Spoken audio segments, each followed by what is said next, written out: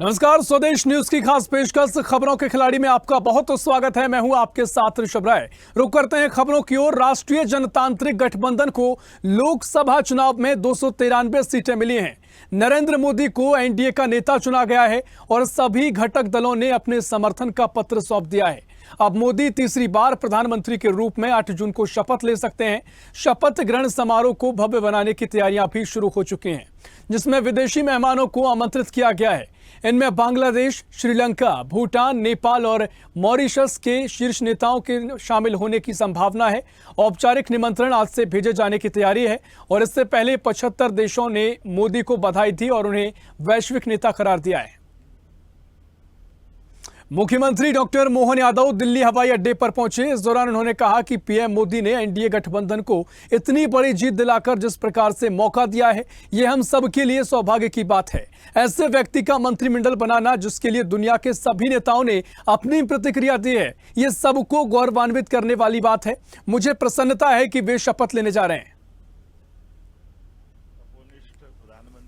जिनका अपना लंबा प्रशासनिक अनुभव भी है और जिसने असंभव को संभव करके दिखाया है, एनडीए अलायंस को इतनी बड़ी जीत दिला करके जिस प्रकार से मौका दिया है, यह हम सबके लिए सौभाग्य की बात है। और खासकर ऐसे बदलते परिदृश्य में जब 21वीं शताब्दी में भारत की तरफ दुनिया देख रही है, ऐसे व्यक्ति का मंत्रिमंडल बनना जिसके लिए दुनिया के सभी नेताओं ने जिस ढंग से अपनी प्रतिक्रिया दी है, यह हम सबको गौरवान्वित करने वाली है। मुझे प्रसन्नता है कि वो शपथ लेने जा रहा है। और खबर रायपुर से है, जहां लोकसभा चुनाव 2024 में छत्तीसगढ़ में बीजेपी का परफॉर्मेंस जबरदस्त रहा है। प्रदेश की 11 सीटों में से 10 सीटों में बीजेपी को जीत मिली है। वहीं मोदी कैबिनेट में छत्तीसगढ़ के सांसदों को केंद्रीय मंत्रालय मिलने की चर्चा तेज हो गई है। यहां से किसे मौका मिलेगा, इस पर उप मुख्यमंत्री विजय शर्मा ने कहा कि जितने लोगों को मिले उतना अच्छा है। प्रदेश का प्रतिनिधित्व बढ़े, अच्छी बात होगी, कुछ ना कुछ अच्छा ही होगा। उन्होंने कहा कि छत्तीसगढ़ से लोकसभा चुनाव में 8 नए चेहरों को मौका दिया गया था। बीजेपी में पुराने और नए चेहरों का कॉम्बिनेशन है। अगर 8 नए थे तो 33% पुराने चेहरे भी थे। प्रदेश स्टार पर कांग्रेस संगठन में बदलाव को लेकर विजय शर्मा ने कहा कि यह कांग्रेस का आंतरिक मसला है और पीसीसी चीफ दीपक बैज का बस्तर से टिकट काट दिया गया। यह समझने वाली बात है। छत्तीसगढ़ की जनता अनवरत बीजेपी के साथ है। माननीय नरेंद्र मोदी जी तीसरी बार देश के प्रधानमंत्री बन रहे हैं। उनका शपथ ग्रहण है और उससे पहले कल एक बैठक है जिसमें सारे सांसद देश भर के मुख्यमंत्री, उप मुख्यमंत्री सभी राज्यों के भाजपा शासित जो है वो सब पहुंचने वाले हैं। तो एक कल की बैठक है और परसों माननीय नरेंद्र मोदी जी का तीसरी बार वो प्रधानमंत्री के रूप में शपथ लेंगे। इसी के लिए हम सब दिल्ली जा रहे हैं। लोकसभा चुनाव 2024 का परिणाम आ चुका है। इस चुनाव में बिहार की 40 में से 12 सीटें जीतकर मुख्यमंत्री नीतीश कुमार की पार्टी जेडीयू बड़ी लाताकत के साथ उभर कर आई है, जिसे लेकर पार्टी कार्यकर्ताओं में खुशी की लहर है। इसका उदाहरण पटना के चौक चौराहों पर भी देखने को मिला। सीएम नीतीश कुमार के समर्थकों ने कई होर्डिंग बैनर लगाए। इसमें सबसे बड़ा बैनर तारामंडल के पास बुद्ध मार्ग मोड़ पर लगाया गया। वहीं पोस्टर में नरेंद्र मोदी और नीतीश कुमार की तस्वीर लगी है। साथ ही बैनर में लिखा गया है कि डबल इंजन सरकार, दोगुनी रफ्तार। इसके अलावा शहर के अन्य इलाकों में भी पोस्टर लगाए गए हैं। लोकसभा चुनाव संपन्न होते ही मुख्यमंत्री योगी आदित्यनाथ एक्शन मोड में नजर आ चुके हैं। सूबे में बीजेपी को मिली हार के बाद उन्होंने वरिष्ठ अधिकारियों के साथ बैठक की, जिसमें सीएम योगी ने विभागवार परियोजनाओं की प्रगति की जानकारी ली। इस दौरान उन्होंने अधिकारियों को निर्देश दिए हैं कि खाली पदों पर नियुक्ति की प्रक्रिया तेज करें। जहां पद खाली है उसकी जानकारी आयोगों को भेजें। साथ ही उन्होंने कहा कि अमृतसर कोलकाता इंडस्ट्रियल कॉरिडोर का प्रदेश को सीधा लाभ मिलेगा। मध्य प्रदेश के मुख्यमंत्री डॉक्टर मोहन यादव ने भोपाल में छोटे तालाब की साफ सफाई के लिए नगर निगम भोपाल ने जन भागीदारी से चलाए जा रहे अभियान की सराहना करते हुए कहा, प्रदेश में वाटर स्पोर्ट्स को प्रोत्साहित किया जाएगा। भोपाल के साथ साथ इंदौर और उज्जैन में भी वाटर स्पोर्ट्स की गतिविधियां संचालित की जा रही हैं। अगले ओलंपिक में पदक लाना हमारा लक्ष्य होगा। सीएम यादव ने कहा कि 5 जून से प्रदेश में आरंभ जल गंगा संवर्धन अभियान में जल स्रोतों के संरक्षण और साफ सफाई के साथ साथ इन स्थानों पर वृक्षारोपण को प्रोत्साहित किया जाए। प्रदेश में अभियान अवधि में 5 करोड़ 50 लाख पौधे रोपने का लक्ष्य रखा गया है। संपूर्ण प्रदेश में जनभागीदारी से पौधे लगाए जाएंगे। जल गंगा संवर्धन अभियान गंगा दशमी के बाद भी जारी रहेगा। सभी स्थानीय निकाय अपने अपने स्तर पर अभियान संबंधी गतिविधियां संचालित करेंगे। हरियाली अमावस्या के बाद सघन रूप से पौधरोपण की गतिविधियां संचालित की जाएंगी। 5 जून से लेकर 16 जून तक पर्यावरण दिवस से लगाकर गंगा दशमी तक जल गंगा संरक्षण अभियान का आज दूसरा दिन है। और मुझे इस बात की प्रसन्नता है कि आज भोपाल में छोटे तालाब पर नगर निगम शासन द्वारा इस आयोजन की शुरुआत की गई। और मुझे इस बात का संतोष है कि हमारे त्योहार पर्वों के आधार पर जनता के बीच में भी एक स्पंदन रहता है। और हम सब ने भी प्रयास किया है कि हमारे अपने सभी प्रकार के जन चेतनाओं के, सामाजिक सरोकार के और प्रकृति से तालमेल वाले ऐसे आयोजनों का हम हिस्सा बने, जिससे हमारी मूल जरूरतें खासकर पर्यावरण केवल एक दिन से नहीं करते हुए 15 दिन का पखवाड़ा मनाने का निर्णय किया है। और ये गंगा दशमी तक लगातार पूरे प्रदेश में चलता रहेगा। मेरी अपनी ओर से अच्छा आयोजन की बधाई। और उत्तर प्रदेश की राजधानी लखनऊ के प्रदेश कार्यालय में लोकदल के राष्ट्रीय अध्यक्ष सुनील सिंह ने खास बातचीत की है, जिसमें उन्होंने कहा कि बीजेपी 400 पार का नारा लगा रही थी, लेकिन वे 300 भी पार नहीं कर पाई है। इस वजह से सुनील सिंह ने बेरोजगारी, महंगाई और अग्निवीर जैसी योजनाओं को बताया और कहा कि इसके चलते युवा काफी परेशान थे। यूट्यूब मीडिया को बंद करने की तैयारी और आरक्षण को खत्म करने की बात की जा रही थी, जिसका असर रिजल्ट में, परिणाम में साफ तौर पर दिखाई दिया है। देखिए, प्रतिक्रिया यह है कि इंडिया गठबंधन की जीत देश की जनता की जीत है। प्रदेश के बेरोजगार, प्रदेश के किसान, प्रदेश का हर वो वर्ग जो जनता सरकार से त्रस्त था, आज उसकी जीत हुई है। और प्रदेश की जनता ने अपना पूरा का पूरा गुस्सा आज निकाला है उत्तर प्रदेश में और दिखा दिया है कि जो झूठे सर्वे और झूठे वादे ये लोग कर रहे थे, आज पूरी तरह उनकी असलियत खोल के रख दी है। और निश्चित रूप से जानिए कि आज उत्तर प्रदेश का नौजवान, किसान और जिस तरह से आज वो उसने अपना निकाला है, ये एक बहुत बड़ी जीत है इंडिया गठबंधन के लिए। और आने वाले समय में ये एक संकेत है मोदी जी और अन्य भाजपा के लोगों को कि अब मुद्दों की राजनीति करें। बहुत दिन हो गए राजनीति मंदिर, भारत पाकिस्तान, मंगलसूत्र, मटन, मछली, इन मुद्दों की बात की बजाय आज नौजवान के रोजगार की बात करें, किसान को फसल के दाम की बात करें। जब तक मुद्दों पर राजनीति नहीं करेंगे तो कुछ बदलने वाला नहीं है। आज इनका सत्यानाश हो चुका है, सर्वनाश है, और आने वाले समय में और ज्यादा इनका बुरा होगा अगर ये मुद्दों से अपने आप।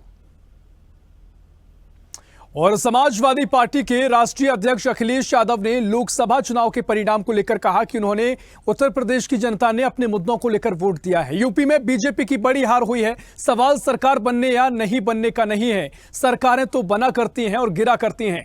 अयोध्या की जनता का दुख दर्द देखा है, उन्हें जमीन का पर्याप्त मुआवजा नहीं दिया गया, लोगों की जमीन बाजार मूल्य के बराबर नहीं ली गई, नहीं खरीदी गई, झूठे मुकदमे लगाकर लोगों की जमीन जबरन छीन ली गई। अयोध्या समेत आसपास के के लोगों ने भारतीय जनता पार्टी के खिलाफ मतदान किया और इसी का नतीजा है कि अयोध्या से भी बीजेपी को साफ होना पड़ा है। उत्तर प्रदेश की जनता ने मुद्दों पर वोट दिया और जनता के मुद्दों पर चुनाव हुआ। जनता ने अपने मुद्दों पर मतदान किया और भारतीय जनता पार्टी की बड़ी हार उत्तर प्रदेश में हुई है। जहां तक सरकार बनने का ना बनने का है, सरकारें बना करती हैं, सरकारें गिरा करती हैं। सरकार में बहुमत नहीं हो तो बहुत लोगों को खुश कर करके सरकार बनानी होती है। मुझे लगता है ये खुश करने की जो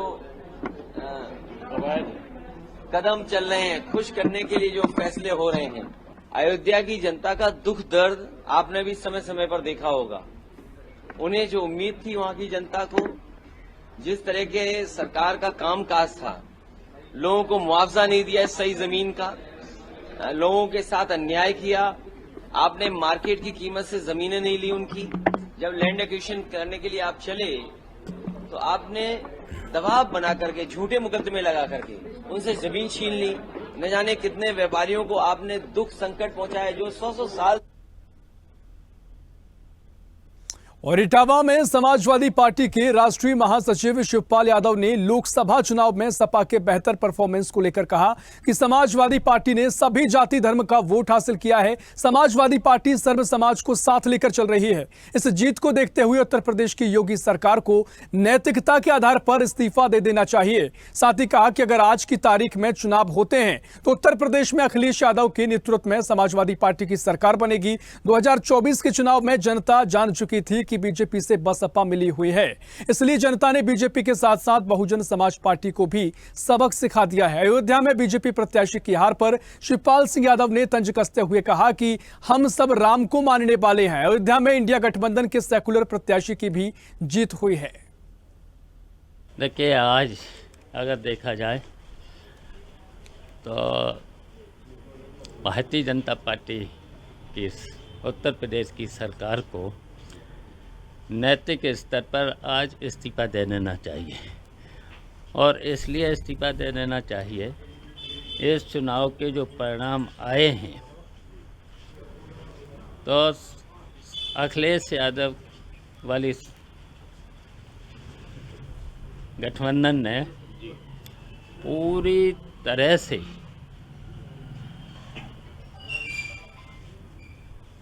सरकार आज अगर चुनाव हो जाए तो पूरी तरह से आज सरकार बना लेगी अखिलेश यादव के नेतृत्व वाली सरकार। देखिए, अयोध्या में मर्यादा पुरुषोत्तम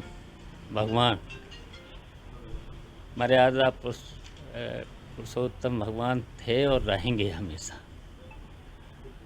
और देखिए, वहाँ पर जो चुनाव जीते हैं वो सेकुलर थे और हैं, तो वहाँ के जनता ने असली सेकुलर को जिताया है और असली मर्यादा पुरुषोत्तम भगवान का सेवक तो जीता है। और वहीं पर वो ही नहीं, पूरे फैजाबाद मंडल में अखिलेश यादव के नेतृत्व वाले दल ने भारतीय जनता पार्टी का सफाई। उत्तर प्रदेश में समाजवादी पार्टी को बड़ी सफलता हाथ लगी है। इटावा में भी समाजवादी पार्टी ने जीत हासिल की है, जिसे लेकर सपा के वरिष्ठ नेता ज्वाला प्रसाद कठेरिया से हमारे संवाददाता रवि कुमार ने खास बातचीत की, जिसमें उन्होंने बताया कि ये जीत युवाओं और बेरोजगारों की जीत है। वहीं उन्होंने दावा किया है कि आने वाले वक्त में 2027 में सूबे में सपा की सरकार बनने जा रही है।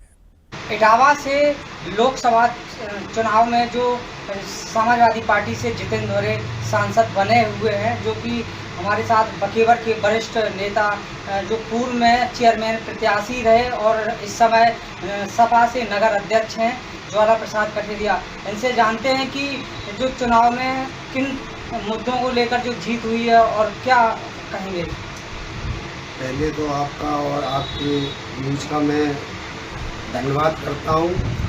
और ये जीत संविधान की जीत हुई है, बेरोजगारी की जीत हुई है, युवाओं की जीत हुई है और अंधभक्तों की हार हुई है।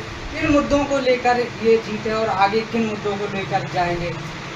ये अब आगे 2027 में समाजवादी पार्टी की सरकार बनेगी और युवाओं को नौकरी और शिक्षा और विकास की समाजवादी पार्टी बात करेगी। भारत में सबसे बड़ी तीसरी पार्टी हमारी समाजवादी पार्टी बन चुकी है और उत्तर प्रदेश में एक इतिहासमयी देख लो जो सीटें आई हैं। प्रथम बार ऐसा है जो अखिलेश के राष्ट्रीय अध्यक्ष के रूप में जो चुनाव लड़ा गया है उसमें सब प्रथम सीटें 37 सीट पहली बार आई हुई हैं और इससे जनता में बहुत ज़्यादा उत्साह है और कार्यकर्ताओं में बहुत अच्छी अब लगन होगी। जहां देखा जा रहा है कि भारतीय जनता पार्टी को जनता ने नकारा है, ये पूरे भारत में नकार दिया है। ये भी आप ये समझे कि ये 200 इनकी जो 292 सीट दिख रही हैं ये जनता की दी हुई नहीं है। अगर जनता की दी हुई सीटें दिखाई जाए तो ये 150 पार नहीं है। जनता ने ये खुद चुनाव लड़ा है, ना समाजवादी ने चुनाव लड़ा है, ना जितेंद्र धोरे ने चुनाव लड़ा है। जनता ने खुद अपना संविधान बचाने के लिए ये चुनाव लड़ा था और जनता ही ने चुनाव जिताया है। ये हमारे साथ ज्वाला प्रसाद कठेरिया थे, इन्होंने खास बातचीत की है। स्वदेश न्यूज के लिए रवि कुमार एटा। और उत्तर प्रदेश की राजधानी लखनऊ के सपा प्रदेश कार्यालय पुष्टों से पट चुके हैं, क्योंकि समाजवादी पार्टी ने सूबे में बड़ी जीत हासिल की है। देश भर में समाजवादी पार्टी तीसरी बार सबसे बड़ी पार्टी बनकर उभरी है, जिसे लेकर सपा के कार्यकर्ता भी काफी उत्साहित हैं। उनका कहना है कि बीजेपी के 400 पार के नारे को जनता नकार दिया है। वहीं आने वाले 2027 के विधानसभा चुनाव में भी सपा इसी तरह प्रदर्शन कर एक बार फिर दोहराएगी, जिसे लेकर पार्टी के कार्यकर्ता जनता के बीच काम करेंगे। उत्तर प्रदेश राजधानी लखनऊ के सपा कार्यालय पे इस वक्त मैं मौजूद हूं और सपा की एक ऐतिहासिक जीत हुई है, जिसके वजह से आप देखेंगे कार्यालय के बाहर तमाम तरह के जो है पोस्टर लगाए गए हैं। जो प्रत्याशी है वो जीते हैं, वो अपने पोस्टर लगाए हुए हैं। ये माना जा रहा है कि कहीं ना कहीं सपा को संजीवनी की तरह ये काम करेगा। संजीवनी मिल गया है, यानी कि सपा को एक बड़ा ऑक्सीजन मिल गया है। भाई साहब, थोड़ा सा बात करेंगे आपसे। जिस तरह से ऐतिहासिक जीत हुआ है, अब आप लोग जो मेहनत कर रहे हैं उस मेहनत का कहीं ना कहीं रंग और फल जो है इस बार देखने के लिए मिला, क्या कहेंगे? जी, कहना यही है कि जनता ने जो है 100% आदरणीय राष्ट्रीय अध्यक्ष अखिलेश यादव जी के बातों को सुना है और जो है भारी से भारी संख्या में उनके साथ जो है एकजुटता दिखा करके, और समाजवादी पार्टी के प्रति लोगों का रुझान बहुत तेज़ी से बढ़ा है और राष्ट्रीय अध्यक्ष के सिद्धांतों को लोगों ने माना है। और लोगों ने यह भी माना है कि भारतीय जनता पार्टी की सरकार पूरी तरह से फेल है। वो जो मैंडेट अभी हम लोगों को मिला है वो इसी बात को दर्शाता है। जी, बहुत खूबसूरत लग रहा है आपका पगड़ी। कहाँ से है? बहुत मतलब धूप में ये एक एंटिक काम करेगा बहुत अच्छा। ये जो जीत का जो लहर चला है, ऐतिहासिक जीत लहर, क्या कहेंगे, क्या संदेश देंगे? मैं आपको चैनल को धन्यवाद देता हूँ। मैं जो है समाजवादी पार्टी में जो है प्रदेश सचिव हूँ, रमेश सिंह चौहान, जनपद मऊ घोसी लोकसभा से हूँ, जहाँ से गालीबाज चाचा, जो पियरका चाचा आप जानते होंगे ओम प्रकाश जी को, हम लोगों ने इतने बुरी तरह हराए हैं। और हम लोग नहीं हराए, पूरे देश की जनता हराई है, पूरे देश के सांसदों को। और यहाँ तो इतनी इनकी बिगड़ी बोल थी माननीय ओम प्रकाश जी की, अब तक यदि अपने जवान में वो ताला नहीं लगाए तो इनको बहुत भारी नुकसान होगा पूरे जो है यहाँ पूर्वांचल में। अभी हुआ, ये दावा कर रहे थे कि राजभर इतना है, ये है, वो है। कहाँ कुछ नहीं रहा, इनके जो है करनी से सब कुछ हुआ। और आप लोगों का आशीर्वाद रहा, मीडिया जो है एकदम सतर्क हो गई थी। और सबसे छोटे मीडिया, ये जो भी है करतूत, ये छोटे जो है मीडिया का है। बड़ी मीडिया तो एक मानी नहीं रही थी और आप लोगों ने माना और पूरे जो है जनता को आप लोगों ने दिखाया कि नहीं, 400 पार नहीं हो सकता। जो आपने किया है उसी की करनी का भोग है। बस क्या कहेंगे आप? हम ये कहना चाहते हैं कि समाजवादी पार्टी हमारी जो है देश की तीसरी नंबर 1 पार्टी बन गई है। हमारे राष्ट्रीय अध्यक्ष श्री अखिलेश यादव जी देश के होने वाले भविष्य में पीएम होंगे, यही बात में उनको कहना है। तो देखिए, काफी उत्साहित हैं और ऐतिहासिक जीत के बाद सभी जो हैं कार्यकर्ता उत्साहित हैं और बता रहे हैं कि लंबे समय के बाद इस तरह से एक जीत मिला है और ये इस जीत को संजीवनी बनाकर ये लोग आगे चलेंगे। और खबरों के खिलाड़ी में फिलहाल के लिए इतना ही। देश प्रदेश की और भी खबरों के लिए देखते रहिए स्वदेश न्यूज, सबसे पहले देश।